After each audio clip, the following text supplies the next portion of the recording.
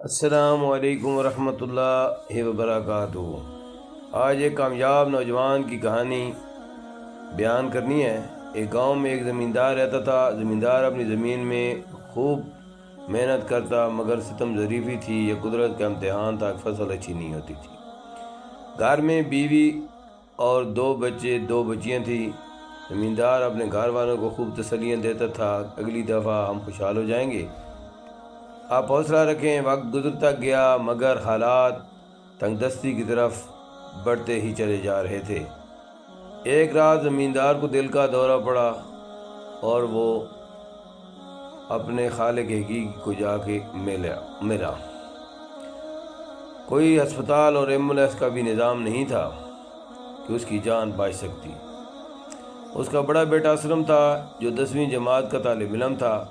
اس نے اپنے گھر کے لیے محنت مزدوری شروع کر دی۔ اسلم کو بہت محنت کرنا پڑتی تھی۔ وہ ماں سے اکثر کہتا، امی ہم بھی کبھی خوشحال ہوں گے۔ اس کا چھوٹا بھائی اکرم تھا۔ اکرم سکول جاتا، بچوں کو کھانا کھاتے دیکھتا، بچوں کو کنٹین سے مختلف قسم کی اشیاء کھانے، بسکٹ، پاپڑ، لیز اور آئس کریم وغیرہ کھاتے دیکھتا تو حیرت سے سوچتا تھا کہ کبھی میرے پاس بھی پیسے ہوں گے اور میں بھی اپنی مرضی سے چیزیں کھاؤں گا۔ روزانہ واپس آ کر ماں سے کہتا، اسلم سے کہو مجھے بھی پیسے دو، میرے ساتھ کے دوست سبھیوں کے پاس پیسے ہوتے ہیں، ان کے والدین ان کو پیسے دیتے ہیں مگر میرے پاس پیسے نہیں ہوتے۔ ان کے شوز اور کپڑے بھی اچھے ہوتے ہیں، ان کے بیگ بھی نئے ہوتے ہیں اور میں سب سے پرانے کپڑے پہنتا ہوں، اور صرف میں روٹی جو لے کے جاتا ہوں وہ بھی خشک ہوتی ہے، بچے میرے ساتھ بیٹھ کر کھانا بھی نہیں کھاتے۔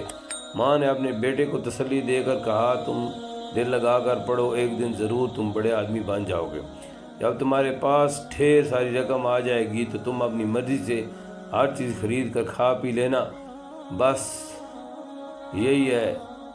اسلم نے ایک دن ماں سے پوچھا، اکرم روزانہ تمہارے پاس لپٹ کر کیا گلے شکوے کرتا رہتا ہے؟ ماں نے کہا، کچھ نہیں بیٹا، تم اپنا کام کرو۔ اور یوں اسلم کی ماں کی آنکھوں سے آنسو بھی جاری ہو گئے۔ اسلم سمجھ گیا کہ میرے محنت کرنے کے باوجود کچھ سمجھ نہیں آ رہا تھا کہ میں کیا کروں۔ اس کے بہن بھائی خوشحال زندگی گزار نہیں سکتے تھے، بھائی اچھے کپڑے نہیں پہنتے اور مرضی کا کھانا بھی نہیں کھا سکتے تھے، میں ان کے خوابوں کی تعبیر کیسے پورے کروں گا؟ اسلم نے سوچا، اکرم آخرکار میٹرک تک جا پہنچا تھا، انہیں خوب محنت کی۔ جب میٹرک کا امتحان پاس کیا تو گاؤں کے سارے بچے جو اچھا پہنتے اور اچھا کھاتے تھے چھوڑ دیا۔ اکرم نے اپنی کلاس میں پہلی پوزیشن لے لی۔ اسلم بھی بہت خوش تھا، جو اس کا بڑا بھائی تھا، مگر قسمت کا کھیل دیکھیے، اکرم نے FSC میں داخلہ لیا مگر اسلم کا ایکسیڈنٹ ہو گیا۔ یوں اسلم چارپائی پر محتاجی کی زندگی گزارنے پر مجبور ہو گیا۔ اسلم اور اس کی بہن کی شادی ابھی تھوڑی عرصہ پہلے ہوئی تھی مگر ابھی اولاد نہیں ہوئی تھی۔ اکرم نے FSC کا امتحان بھی اچھے نمبروں سے پاس کر لیا اور ایک سرکاری ملازمت کے لیے اپلائی کر دیا۔ اس کی نوکری لگ گئی۔ اس کو ملازمت 7ویں سکیل کی ملی تھی۔ زمین زیادہ تر بک گئی تھی جس سے اسلم کا علاج کروایا گیا۔ بہن بھائی کی پہلے شادی بھی زمین کا ایک حصہ بیچ کر دیا گیا تھا۔ ملازمت اختیار کرنے کے بعد اکرم بہت مایوس رہتا تھا کیونکہ دور تک اس کی غربت کے ختم ہونے کے آثار نظر نہیں آ رہے تھے۔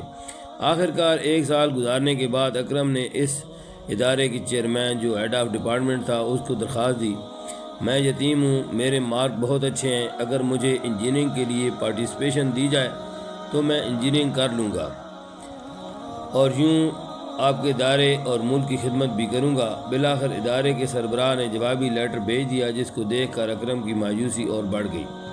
ادارے کے متکبر سربراہ نے لکھا کہ یہ ادارہ اپنی پروڈکٹ بنا کر مارکیٹ میں فروخت کرتا ہے، یہ یتیم خانہ نہیں ہے کہ تم پہ خرچ کرے۔ اکرم نے اپنے دوست، احباب اور رشتہ داروں سے بہت منت سماجت کی اور کہا مجھے سپورٹ کر دیں، میں ضرور ایک دن ان سب کو تمام اخراجات لوٹا دوں گا، مگر کہاں، یہ بے حس معاشرہ اپنے پرافٹ کے لیے لاکھوں کروڑوں روپے سود کے لالچ میں گنوا دیتے ہیں، مجال کسی غریب یا ضرورت مند کے کام آ جائیں۔ مایوس اکرم نے اپنے بھائی اسلم اور ماں سے کہا، تمہارا اس بارے میں کیا خیال ہے کہ میں اپنی تعلیم آگے جاری رکھنا چاہتا ہوں؟ انہوں نے اسے اپنے لیے ذریعہ معاش کہہ کر رائے دی کہ چپ چاپ نوکری کرو، جو مر کر چولہا چل رہا ہے وہ بھی بند ہو جائے گا۔ 1 سال ضائع ہو گیا تھا، اکرم نے اپنی سوچ نہیں بدلی تھی۔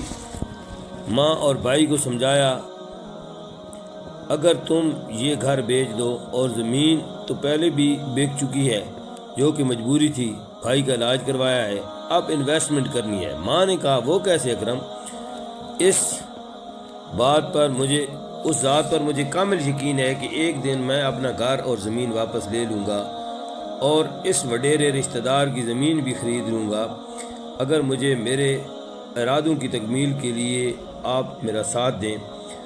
ماں نے رضامندی ظاہر کر دی، مگر بھابھی ہچکچاہٹ کا شکار تھی اور بھائی بھی۔ اکرم نے گھر بیچ دیا۔ گھر بکتے ہی بھابھی نے بہانہ بنایا کہ ماں نے ہمیں در بدر کر دیا ہے، وہ ناراض ہو کر میکے چلی گئی۔ بدقسمتی کی بات یہ تھی کہ اس کی بہن کا رشتہ بھابھی کے بھائی کے ساتھ طے ہوا تھا۔ ناراضگی اس حد تک بڑھی کہ بہن کو طلاق ہو گئی اور اس صدمے نے اسلم کی جان لے لی۔ اکرم نے سرکاری نوکری چھوڑ دی تھی اور انجینئرنگ میں داخلہ لے لیا تھا۔ اس نے کسی کی نہ سنی۔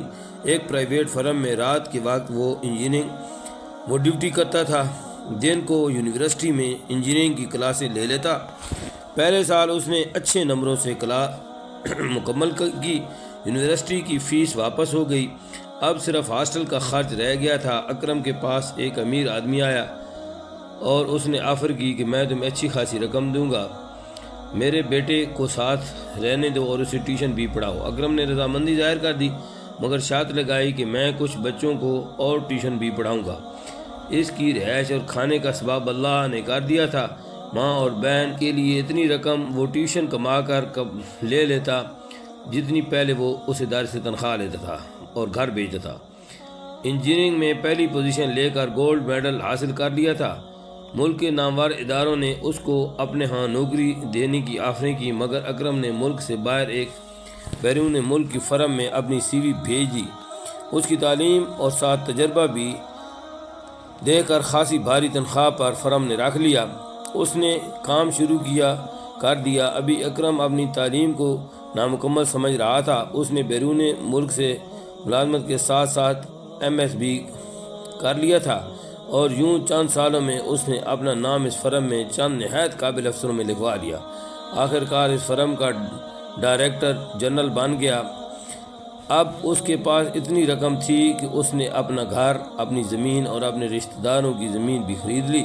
مگر ایک خاص بات جو اکرم نے اپنائی وہ یہ تھی کہ وہ اپنے اس ادارے میں اس نے نوٹس کر دیا کہ اگر کوئی تعلیم جاری رکھنا چاہتا ہے اور کمپنی اس کی تمام تعلیمی اخراجات برداشت کرے گی اور اپنے گاؤں میں غریب اور لائق قابل بچوں کے تمام اخراجات وہ خود اٹھاتا تھا۔ جب 10-15 سال گزرے بعد میں پتہ چلا کہ اس گاؤں کا ہر آدمی کروڑپتی بن چکا ہے اور اس بستی میں کوئی کمزور یا بے سہارا نہیں رہا۔ اچھے سکول، کالج، ہسپتال اس گاؤں کی پہچان بن چکے تھے۔ چند لوگوں نے اس دیہات کو ایک مثالی شہر بنا ڈالا۔ آفرین ہے اس اکرم پر جس نے امیر ہو کر غریبوں کی قسمت بدلنے کا فیصلہ کر لیا۔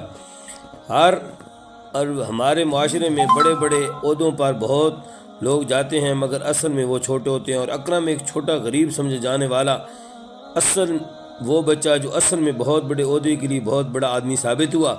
ایسے لوگوں سے ہمارے معاشرے کو بھر دے اللہ تعالیٰ، اور کوئی بھی بے بس اور مجبور نہ رہے ہمارے معاشرے میں، آمین۔ اللہ ہم سب کو توفیق دے۔ اب